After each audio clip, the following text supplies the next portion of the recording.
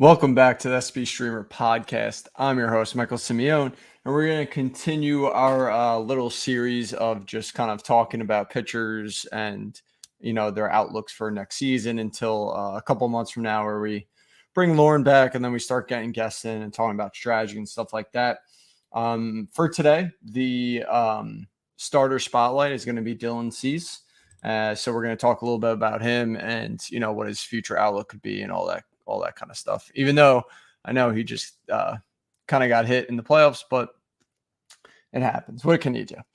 All right, so let's go back to 2020.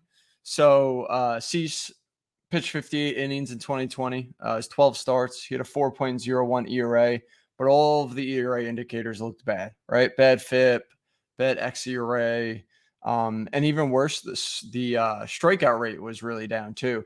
It actually was 17.3% strikeout rate, which is not good. That's roughly a 6.79 K per nine. I like how he said roughly, even though that's what it was. And his home run rate still became an issue, was still consistently an issue, let up a lot of home runs. Basically, all in all, just a really bad year. Continued his bad command as well because his walk rate was the highest it's been since his rookie season in 2015. If you want to count minor leagues, it's 13.3%. So just a really bad year. So coming into 2021, Dylan Cease obviously talked a lot about command. So this is a direct quote from him. My main focus this offseason has been fastball command and not cutting the fastball.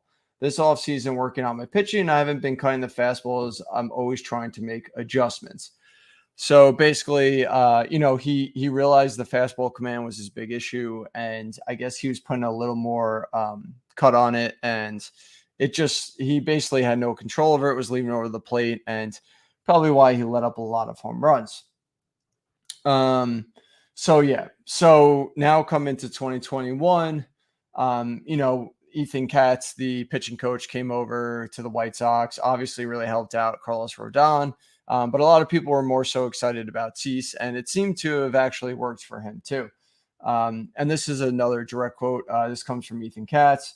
This was actually towards the end of this season, but I still think this is obviously something that they worked on all offseason as well. And he just simply says he always had the stuff.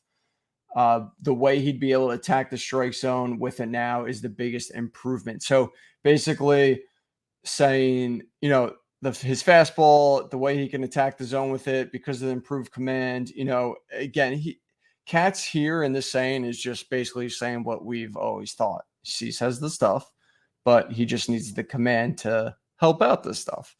He doesn't want to be like a Nick Pivetta, who also has really good stuff, but Pivetta has literally no command. So just to look into the numbers a little bit, Dylan Cease, again, 3.91 ERA this year, 3.60 xERA, which is basically about contact, 3.40 FIP, basically just shows how he really did truly perform. So he actually performed better than what his ERA says. And then if you want to go to one of the most predictive stat there is, SIERA is a 3.57 SIERA. So it looks like next year he should pitch well as well. And as well as K-walk percentage, which is 22.3%. Both pretty solid numbers. So again, we said he worked on the command. Looks like he improved it. Just to kind of further that, his walk rate dropped from 13.3% to 9.6%. So that's a pretty good drop right there. League average is 8.7%. So he's basically right there. If you want to look at his location plus or command plus, he's actually getting very, very close to average.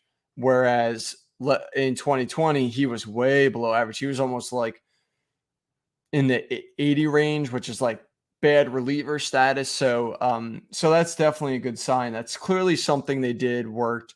I think it definitely had a little bit to do with his mechanics and all that kind of stuff as well. So again, that just really worked really well.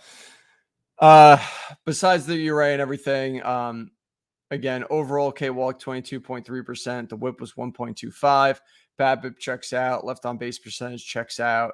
Again, really good. Sierra, the swing strike percentage rose from 9.5% to 14.8%. The CSW's at 30%.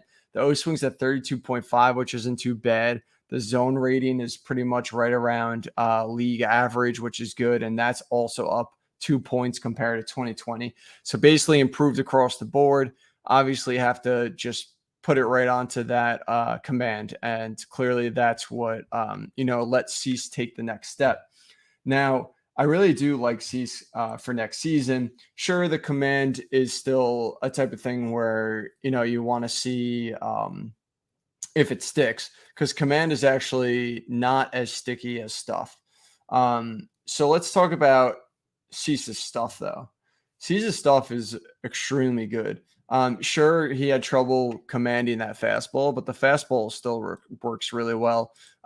He's got a high velo on it to 96.7 miles an hour averaged. It tops out at 100 miles per hour. The WRC plus doesn't sound good. Neither does the ISO. They're both kind of high on the pitch, but they have improved tremendously. So let's just talk about from 2019, right? Fastball. WRC plus against his four seam in 2019 was 189. In 2021, it's dipped down to 134. ISO in 2019 is 0.262. In 2021, 0.186. Okay. So both, again, not the greatest numbers you're going to see, but definitely improvement. And then obviously swing strike percentage improved as well, went from 9.8% in 2019 to 10.7% in 2021. And that all comes with better command. It's in, again, the zone rate, right? So his zone rate in 2019, this four seam was only 43.8%. In 2021 was 54%. So more than 10 points higher than 2 years ago. So this is good. I mean, again, you're seeing improvement, and he could continue to improve. And if his command continues to improve, then we got this amazing stuff, which the slider has a strikeout rate of 21%, which is fantastic. The curveball has a swing strike percentage of 14%, but has a 53% ground ball rate. All three of his secondaries have a WRC plus against of only 58 and lower. The ISOs on them are also low. The WOBAs are low. So the breaking balls have just been really good.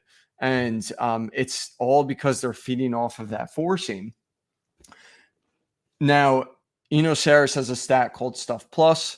He actually gets it from someone. I don't know if that's going to continue though, because I think that person actually now got hired by a team. But anyway, Dylan Cease's Stuff Plus was 111.1 this year.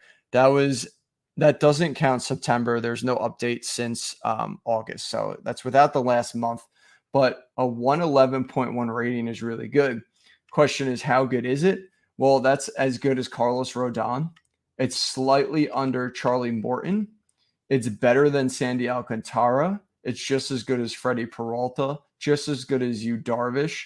It's actually better than Julio Urias, Lucas Giolito, Lance Lynn, Kevin Gausman, and it's even better than Max Scherzer. So that just shows how good his stuff really is, right? Now, obviously, you need command, but he keeps improving with it. So I just really, really like the profile of Cease.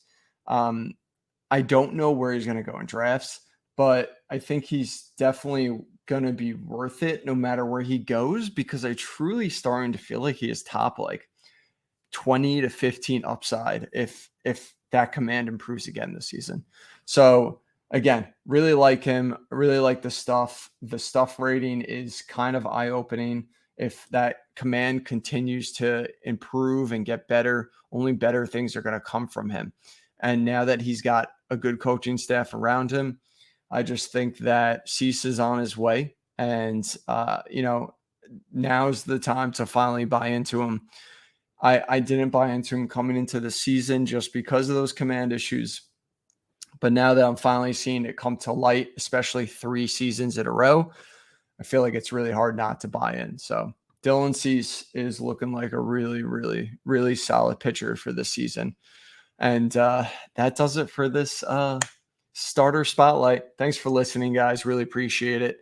I forgot to mention the beginning of the podcast, so I'm going to mention it now. SB Streamer Podcast is part of the Fantrax and FantraxHQ.com family. They have a lot of really, really cool and really fantastic podcasts over there too. So check those out if you can. And follow us on Twitter at SP Streamer. We are actually launching our new site. I'm hoping for Monday. It should be Monday. We're going to have some new content on there. Not a crazy amount. I am going to release my top starting pitchers for next season. It's going to be top 185. That's just what I landed on. That's all it is. So that will be up on the new site when I launch it, as well as our new membership and a few other new things. You're going to see hitter projections, all other kinds of things on there. But once the things get rolling and the season comes closer, there's going to be a lot more content on there, which I'm pretty excited about. And if you want to support us, again, you'll see on the new website that there's membership. And that's honestly, the memberships are the best way to support us. We have a cheaper option and we have a more, I guess, what we call it elite option. So you could check those out if you want to support us. And we really appreciate that. But that does it. Thanks again, guys. We will talk soon. And I'm going to try and do these once a week.